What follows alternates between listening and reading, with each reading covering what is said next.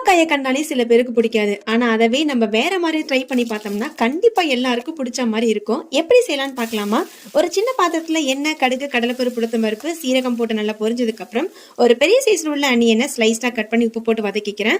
இதுக்கு 1 டீஸ்பூன் அளவுக்கு இஞ்சி பூண்டு பேஸ்ட், 1 டீஸ்பூன் அளவுக்கு நிலக்கடலையும் நல்லா வந்து அந்த எண்ணெயில வறுத்துட்டு ஒரு பெரிய சைஸ்ல உள்ள பழுத்த தக்காளி நீளவாக்குல கட் பண்ணி மஞ்சத்தூள் போட்டு வதக்கிக்கிறேன். தக்காளி போட்ட 10 செகண்ட்ல நம்ம கட் பண்ணி வச்சிருக்க கோவக்காயை ஆட் பண்ணிட்டு நல்லா மிக்ஸ் பண்ணிட்டு கொஞ்சமா கொத்தமல்லி தூள் ஆட் பண்ணிக்கோங்க. இது ஆப்ஷனல் தான். இப்ப நல்லா வதக்கிட்டு இதுக்கு தேவையான ஒரு 1/2 டம்ளர்ல இருந்து 1 டம்ளர் அளவுக்கு தண்ணி ஊத்திங்க நல்லா வெந்துடும். கடைசியா ஒரு டேஸ்ட்டுக்காக கொஞ்சமா ஜாகரி தூள் ஆட் பண்ணி நல்லா மிக்ஸ் கொடுத்துக்கிறேன். இதை வந்து இப்படியே கூட நம்ம தனியா வச்சு சாப்பிடலாம். ஆனா இதை லஞ்ச் பாக்ஸா கட்டி கொடுக்க போறீங்கன்னா ஆல்ரெடி ஆற வச்ச சுடு சாப்பாட்டை இதுல ஆட் பண்ணி நல்லா மிக்ஸ் கொடுத்துட்டு இப்ப லஞ்ச் பாக்ஸுக்கு எடுத்துட்டு போனீங்கன்னா அவ்வளோ டேஸ்டா இருக்கும். கண்டிப்பா இதை ஒரு டைமாவது ட்ரை பண்ணி பாருங்க.